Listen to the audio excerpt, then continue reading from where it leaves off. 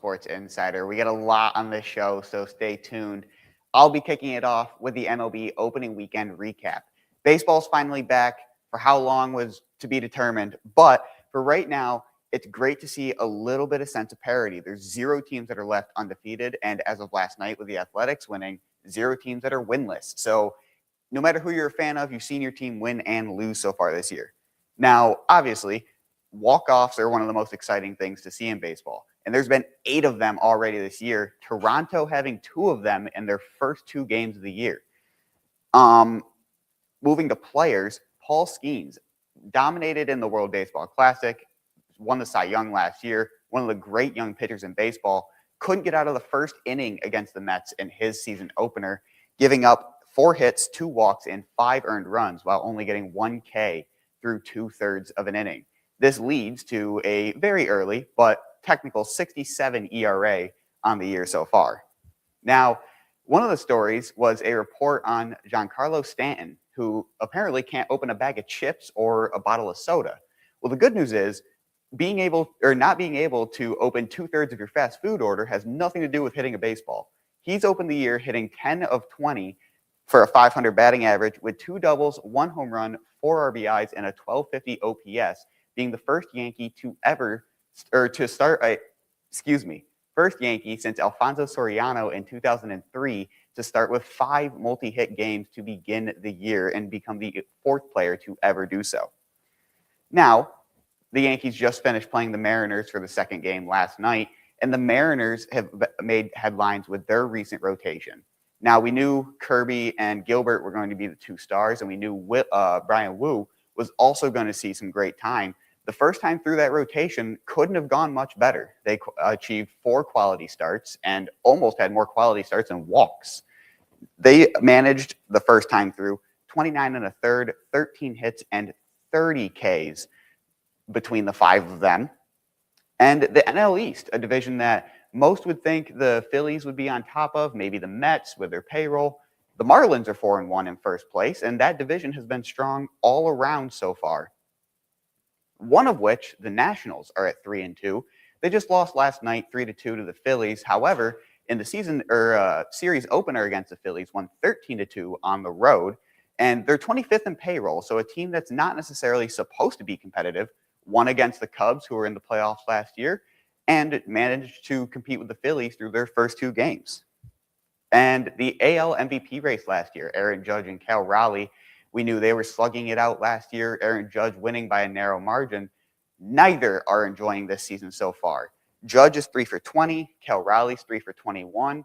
There's 2 home runs between the 2, both belonging to Aaron Judge, and a total of 23 Ks, 10 for Judge and 13 for Raleigh. And the ABS, the big story, is being able to challenge balls and strikes. So far, as of Monday, there's been 227 attempts at an ABS call, and 124 of them have been overturned, which comes out to around 55%, with catchers being the most accurate on actually calling what is and isn't a strike. The Yankees and Twins have been the most aggressive teams with the ABS, and the Yankees and Diamondbacks have been the most successful. And with that, we will go to commercial break.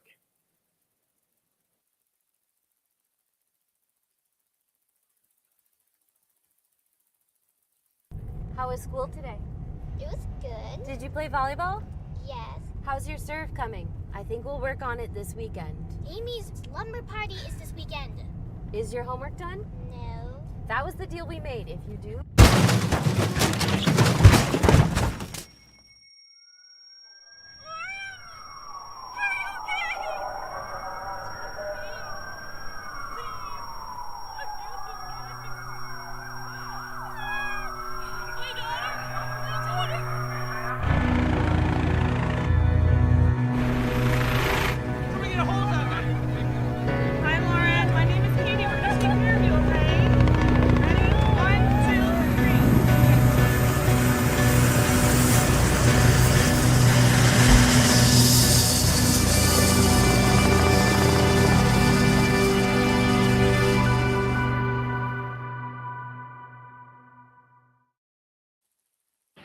Hello, everyone, and welcome back to Buffalo Sports Insider. My name is Aiden Wright, and today I'm going to be giving you March Madness review and preview. And wow, what a March Madness this has been so far. Most recently with a shocking upset of Duke by the UConn Huskies. Braylon Mullins would be able to get a quick steal with 5 seconds left. After Mullins gets the ball out, he gets to his spot at the top of the key and bangs a logo three, winning the game. Coach Dan Hurley of the UConn Huskies would go absolutely nuts in celebration. Some people, however, saying he might have done a little much. He had a, let's say, controversial interaction with the referee post-game. Some people believe that it should have ended up in a technical foul, giving Duke the chance to win the game. But overall, it's pretty controversial. My opinion, kind of soft. Dan Hurley, everyone knows he's a crazy person. But you take the good with the bad, Guys won 2 championships in 2 years. 3 years. UConn will be facing Illinois in the Final Four, who's been making quite the run for themselves as well. Powering through some tough games, beating number 2 Houston in the Sweet 16 and then number 9 Iowa in the Elite 8. It's sure to be a tough matchup between these two teams, but let's see if the underdog Huskies can sneak in and win and head back to the championship game for the 3rd time in 4 years. On the other side of the bracket, we have tournament favorite Michigan versus Arizona. This should be an all-time game as the 2 number 1 seeds are destined for an exciting game with thin margins as Michigan is the only slightly favored to beat the Wildcats. Some people to look out for in this matchup is freshman Braden Burries on Arizona, who's been making a serious impact all tournament and season long. He came into Arizona and he's absolutely been a stud. The guy looks super young, but when he's on the floor, it is a serious game changer. This kid, he's been great all tournament long, and I expect big things in this game if we want to see Arizona win. Now, on the Michigan side, you should be looking out for junior Ade Mara. Now, I'm not going to lie, it's going to be hard to miss him at 7'3". And as the lead in this Michigan defense, which was ranked number 1 in the nation, this guy can cover the entire floor on defense. It's truly something to watch. He towers over anybody on the floor with him. It's something special, and he really is the heart of this Michigan defense. Arizona is going to have some real trouble trying to figure him out. Every other team has. I'm not really sure how you beat a guy who's 7'3" and can cover a guard. But Arizona's definitely got their hands full. It should be an interesting matchup. I can't wait for it.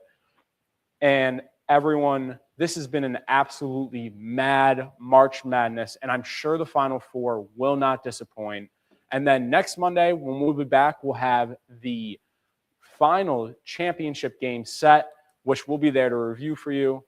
Thank you for watching, and we'll be right back after this.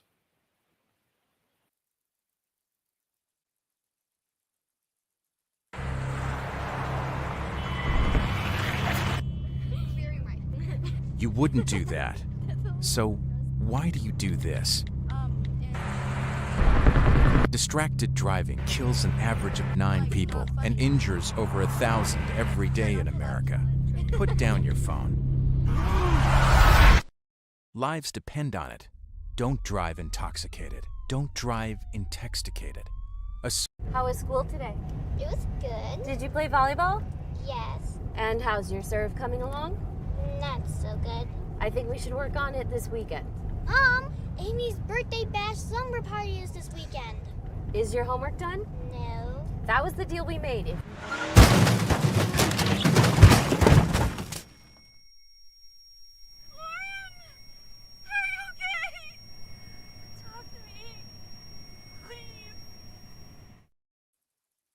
Welcome back to Buffalo Sports Insider. My name is Emma Nosby, and I am here with your Bengal Brief. Well, we may have been on spring break last week, but that did not stop our student athletes' momentum from slipping. Let's begin this brief with the very first update from our softball team. Last week, they took a trip down south to Claremont, Florida for the spring games. totally not jealous, by the way. They faced multiple teams from New York State and Pennsylvania who also took the trip down south, and the Bengals came back to the state with an overall record of 8-4. They are now preparing for conference play after a doubleheader sweep against former SUNYAC rivals Brockport on Monday. They will be going on the road to take on Oneonta in New Paltz this weekend before their very first home game against Nazareth next week. The men's and women's track and field team started their outdoor season this past weekend as they traveled to Weiner University in Chester, Pennsylvania. This meet was highlighted by two record-breaking performances. The first record was broken by sophomore Brian Honan, who broke his personal record in the hammer throw by nearly a meter. And in the 10K event, freshman Ricky Curiel broke the school record for this event by nearly 1 minute, which has not been broken since 2001. Congrats to both of them and the rest of this team for a great start to the season. And as one season begins, the other season ends. This week will mark the end of the regular season for the men's volleyball team. And coming back from spring break with a 23-3 overall record, the Bengals will have a jam-packed weekend as they will be hosting their annual Bengal Invite, which will see them take on two conference opponents in Mount Aloysius and Penn State Altoona, along with Nazareth and second nationally ranked Juniata College. Their postseason run will begin next week as they officially clinch the number one seed in the AMCC Conference Playoffs for the second season in a row. And prior to spring break, the women's acrobatics and tumbling team also ended their regular season by hosting a tri-match against Canisius and 8th nationally ranked Mary Hardin Baylor.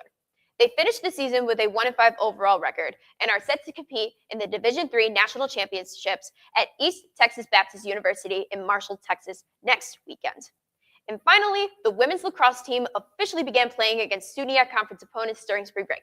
With comfortable wins against both Plattsburgh and Canton, the Bengals' overall record stands at 7-2 overall and 2-0 in the SUNYAC. And as of today, the Bengals are sitting in first place in the conference standings. Yesterday's match against SUNY Morrisville was suspended midway through the third quarter, due to the weather. The new date and time to finish this game are still to be determined. But the Bengals are up right now 13-6 at the time of the suspension. So it should be an easy win if all things go to plan. For now, they are preparing to take on SUNY Potsdam this Friday afternoon here at Coyer Field. And that has been your Bengal Brief. Stay tuned for more Buffalo Sports Insider after these messages.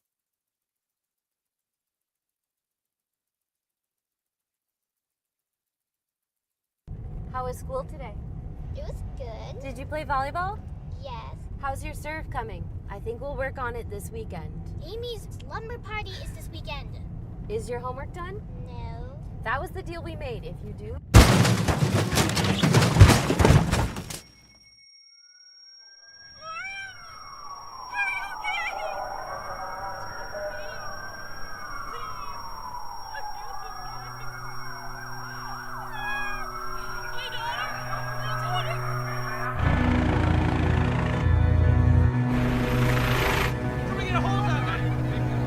Hi, Lauren. My name is Katie. We're going to take care of you, okay?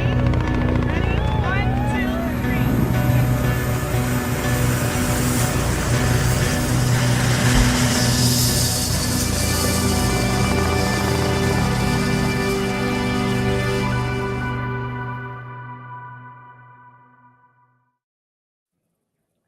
Hello, everyone. Hope you've been enjoying the show so far. My name is Matthew Barton, and I'm here to talk about kind of a different side of March Madness today. So if you ask a handful of people where they get their news from, I bet a majority of them would say social media. I mean, it has a little bit of everything, some entertainment, some sports, all that celebrity stuff. And some people might even look at you crazy if you're not on social media. And as the men's March Madness tournament has been underway, I noticed a little bit that something's off about the team's coverage on social media. Team social media accounts are posting cryptic statements, even memes, essentially making fun of the fact of how strict the NCAA's restrictions are. And the Nebraska men's basketball team social media account actually posted in quote, "Due to NCAA restrictions, there will be no cinematic recap of Nebraska's 27th win versus Troy." In what was a dramatic post, it was just strictly satire. And the Virginia men's basketball team social media account, literally, they just posted a screenshot of their notes app, kind of describing the ban, poking fun out of it, and shortly after even posted a stick figure meme of what was happening in the game to try to, just poke some jokes, get the fans understanding what's going on. And I can only think that, some social media admin or some student that's probably our age is just making fun of this and having a good time. But we cannot blame the schools for being so cautious around these restrictions because they're dealing with Turner Network Television, which you may be more familiar with as TNT, the acronym. And it's a major broadcasting partner of the NCAA men's basketball tournament. And according to a report from Matt Bonesteel of the Washington Post, in 2010, TNT, alongside their partner CBS, paid $10.8 billion for a rights agreement to televise the men's tournament. Yes, just the men's tournament, not all of the other NCAA tournaments. I think there's 90 of them. Then in 2016, TNT and CBS actually extended that rights agreement through 2032 for an additional $8.8 billion. So the NCAA has an official NCAA footage usage and licensing policies PDF sheet, and I want to share with you all some of the rules and regulations that stuck out to me. The first thing that caught my attention is that there's a completely separate rules and regulations list just for the men's NCAA basketball tournament.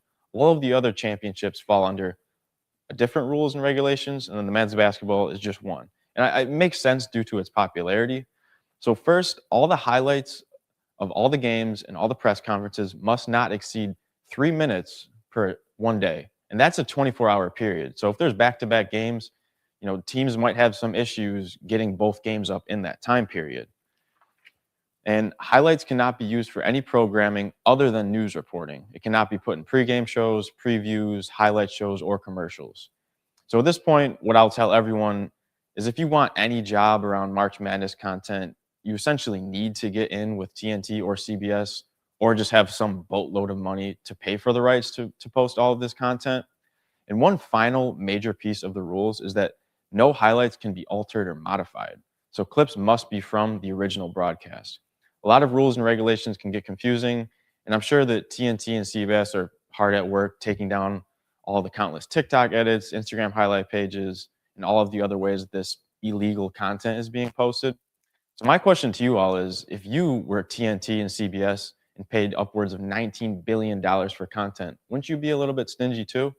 And for the media giants like TNT and CBS, I feel as if the publicity really means nothing. But thank you for watching Buffalo Sports Insider. We'll be right back.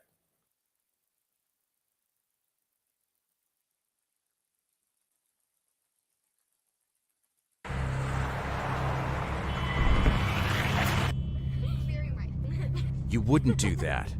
So why do you do this?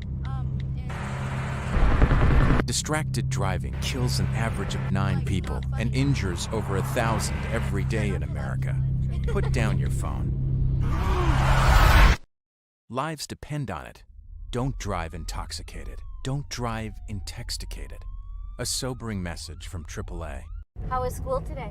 It was good. Did you play volleyball? Yes. And how's your serve coming along? Not so good. I think we should work on it this weekend. Amy's birthday bash slumber party is this weekend. Is your homework done? No. That was the deal we made.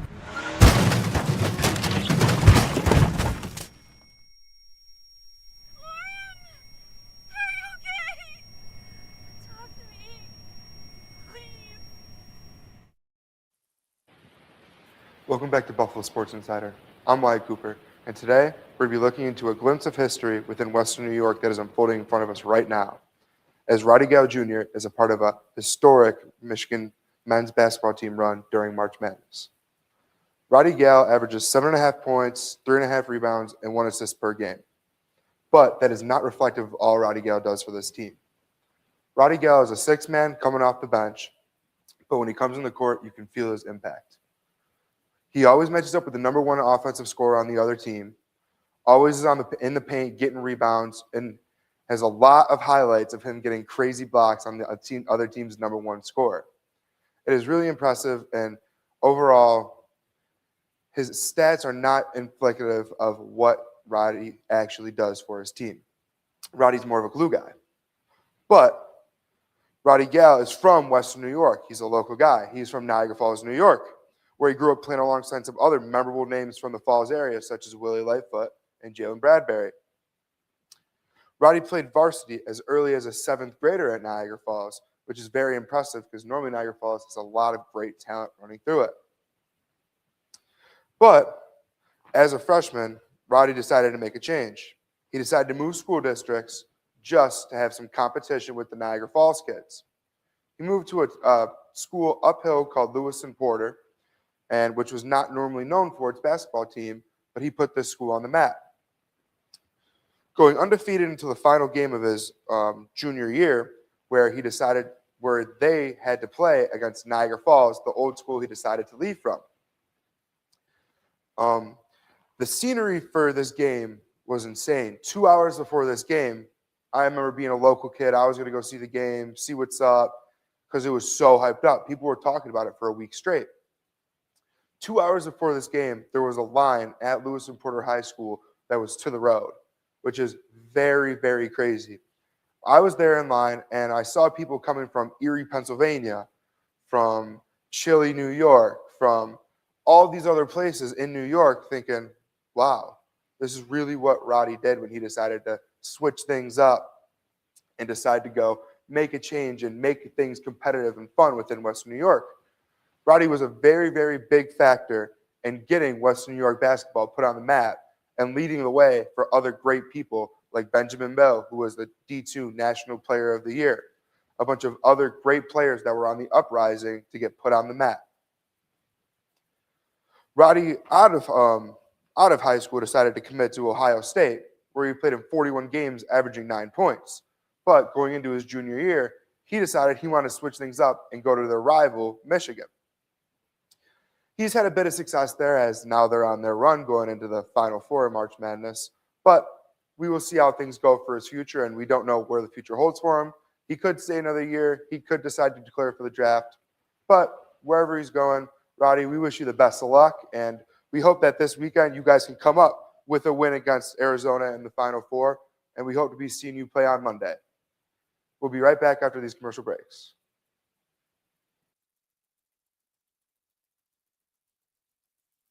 How was school today? It was good. Did you play volleyball? Yes. How's your serve coming? I think we'll work on it this weekend. Amy's slumber party is this weekend. Is your homework done? No. That was the deal we made. If you do...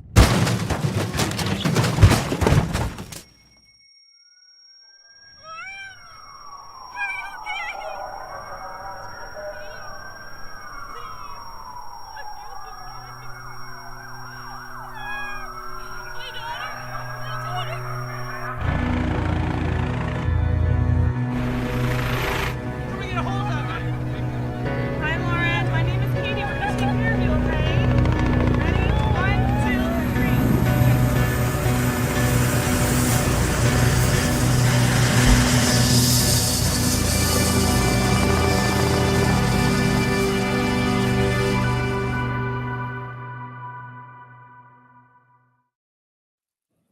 Hello, everybody, and welcome back to Buffalo Sports Insider. I'm Miles Samuel, and I'm here today with your Masters Tournament preview.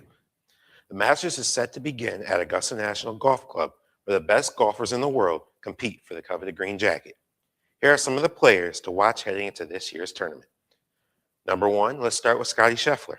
He's currently the number 1 golfer in the world. He's a 2-time Masters champion, dating back in 2022 and 2024. His elite ball striking consistency is what allows him to go against the challenges of Augusta National Golf Club. That is why he's the current betting favorite at around 4 plus 480, according to Vegas. And now he is trying to win his 3rd green jacket in the last half decade. Let's talk about Rory McIlroy. Right now, he is the current defending champion, and he completed his career Grand Slam last year. Now, what is a career Grand Slam? It's when the player in his career won the 4 major tournament titles in the career. That includes the Masters, the PGA Championship, the US Open, and the British Open. So Rory completed that last year, but now he's looking for more history. He's looking to be the first back-to-back champion in 24 years. Tiger Woods last did this in 2001 and 2002. Let's talk about Cameron Young. I believe he's the hot player headed into this tournament. He's coming off winning the 2026 Players Championship, and he's hoping that that momentum carries into the Masters tournament similar to what Rory did last year when he won the Players and then won the Green Jacket. Let's talk about some LIV players. John Rahm is looking to win his second Green Jacket since 2023. And Bryson DeChambeau, the power player in this tournament, is looking to win his first Green Jacket after falling short last year at 5th place. And last but not least, let's talk about Tiger Woods. Now, the 5-time Masters champion is coming off a ruptured Achilles tendon and a lumbar disc replacement last year in 2025, which caused him to miss the season. He's also dealing with some legal issues from his car accident last week where he got arrested with DWI. Now, Woods decided in a statement yesterday that said he decided to step away from golf to focus on his mental health and seek treatment that he needs. So he's going to be taking some time away, so he will not be participating in this tournament. But with a loaded field and unique challenges at Augusta, this year's Masters could be one of the best yet. Thank you guys for listening, and we'll have more after the break.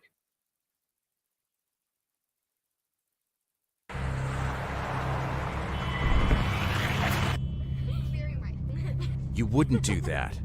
So why do you do this? Distracted driving kills an average of 9 people and injures over 1,000 every day in America. Put down your phone. Lives depend on it. Don't drive intoxicated. Don't drive intoxicated. A sobering message from... How was school today? It was good. Did you play volleyball? Yes. And how's your serve coming along? Not so good. I think we should work on it this weekend. Mom, Amy's birthday bash slumber party is this weekend. Is your homework done? No. That was the deal we made. If...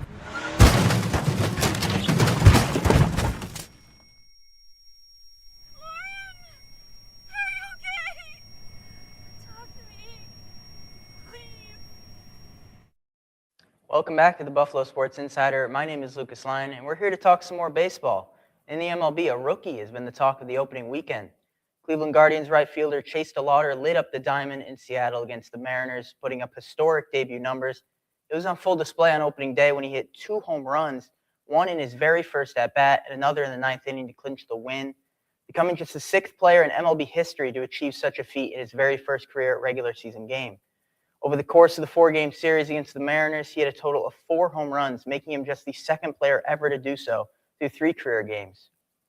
And in case you thought that was over for DeLauder's weekend, his clutch extra innings homer against Seattle in the 3rd game of the series made him just the 3rd player in Major League history to hit at least 1 home run in each of his first 3 career games.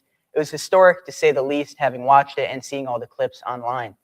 Then on Monday morning, he topped it all off by being named and notching his first American League Player of the Week, expected to be the first of many this season and going forward. Thank you guys for watching and your update on baseball. We'll be back after this short break.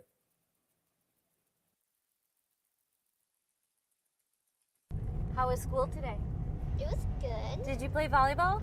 Yes. How's your serve coming? I think we'll work on it this weekend. Amy's slumber party is this weekend. Is your homework done? No. That was the deal we made. If you do...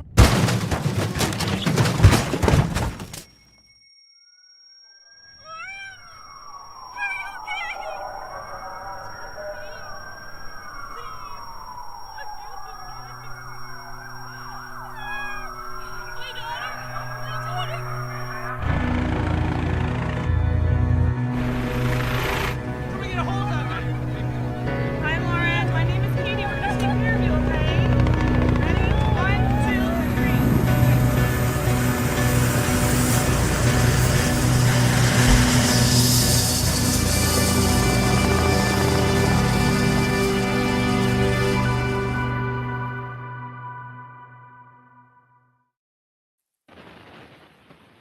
Welcome back, and my name is Marissa Young, and I'll be talking about the Sabres. The Sabres played 3 games last week against the Boston Bruins, Detroit Red Wings, and Seattle Kraken. The Sabres lost against the Bruins in overtime 4-3 and 5-2 against the Red Wings. The Sabres won 3-2 against Seattle in the shootout after losing the last 3 games they played. Dahlin and Peyton Krebs made goals in the second and third period. In the shootout, Tage Thompson made a goal, and Jack Quinn won with the deciding goal. The game last night against the New York Islanders, the Sabres won 4-3. Goals were made by Jack Quinn, Bowen Byram, Peyton Krebs, and Tage Thompson.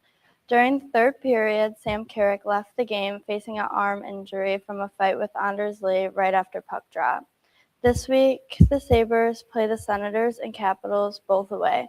We'll be right back after this commercial break.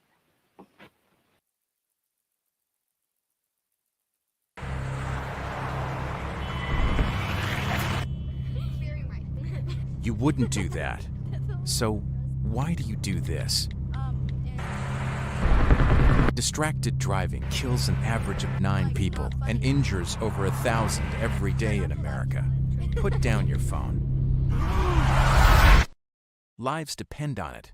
Don't drive intoxicated. Don't drive intoxicated. A sobering message from AAA. How was school today? It was good. Did you play volleyball? Yes. And how's your serve coming along? Not so good. I think we should work on it this weekend. Amy's birthday bash slumber party is this weekend. Is your homework done? No. That was the deal we made.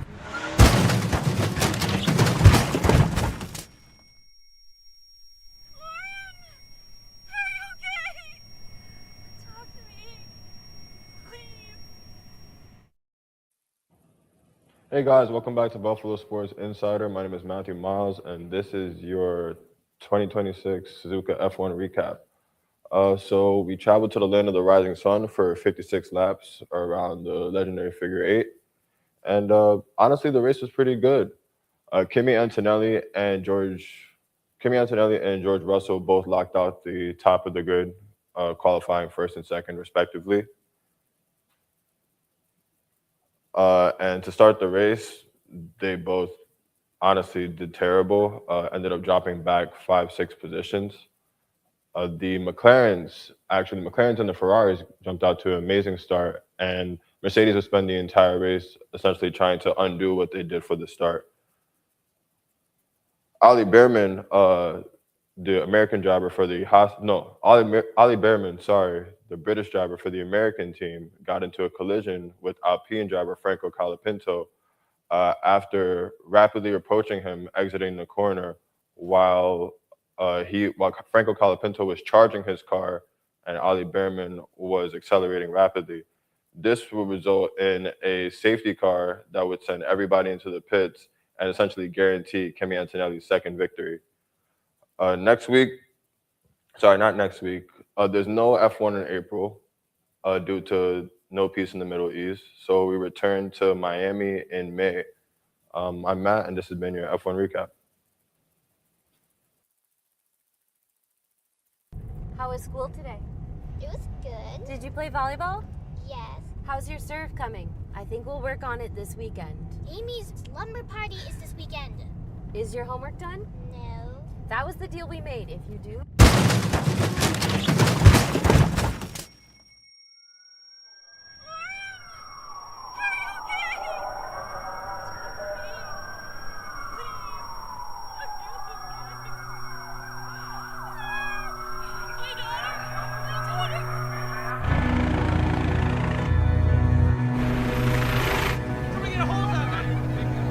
Hi, Lauren. My name is Katie. We're gonna take care of you, okay? Ready? 1, 2, 3.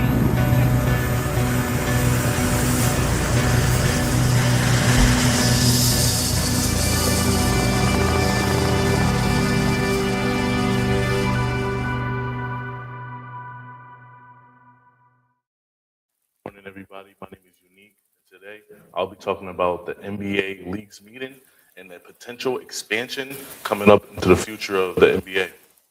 The NBA annual board meeting took an unexpected turn last Wednesday, 25th, as league officials, team owners, and executives gathered in New York to discuss one of the most anticipated topics in recent years, expansions.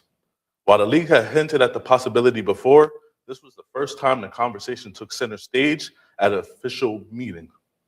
It was the clearest signal yet that the NBA is preparing for a 32-team league. Silver emphasized the vote does not guarantee expansion, but it definitely opens the door for cities to submit bids and for league to evaluate them in detail. League experts presented updated projections showing that expansions fees are between 7 to 10 billion per team, generating 5 to 6 billion in immediate revenue for 30 current franchises. Owners were told that expansion fees would distribute evenly amongst the teams. A 32 league could strengthen future national media deals, and international markets would continue to grow at a historic rate. With applications now official, 2 teams emerge as the favorites. Las Vegas, backed by $1 billion ownership group in a state-of-the-art arena, and Seattle, seeking the longer-rated returns of the Supersonics. Las Vegas and Seattle remains the favorites, with multiple owners personally describing them as strong candidates once the application review begins. With the 2 likely expansion teams landing in the Western Conference, the leagues spent significant time discussing how to maintain balance between the East and the West. The most widely supported solution was moving the Memphis Grizzlies and the Timberwolves to the Eastern Conference. Why those 2 teams, you might ask? Both are geographically closer to many Eastern Conference teams. Memphis already sits east of many Eastern Conference teams. Minnesota faces one of the league's toughest travel schedules, and moving both creates a clean 16-team East and 16-team West. Executives agreed that the realignment would reduce travel strain, improve scheduling flexibility, and create more national regional rivalries.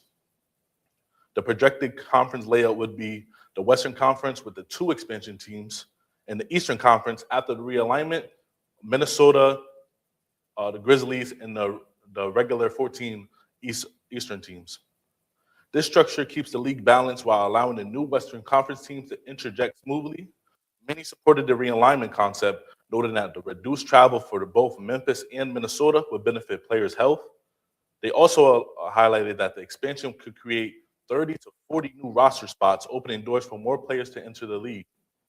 With the board approval, the NBA will now review expansion applications, evaluate ownership groups and arena plans, conduct market studies, and finalize the realignment models. For fans in Seattle and Las Vegas, the dream feels closer than ever, and for Memphis and Minnesota, a move to the Eastern Conference could reshape their competitive futures and the league landscape for decades to come. This is the Buffalo Sports Insider. Thank y'all for all tuning in, and we'll see y'all next week.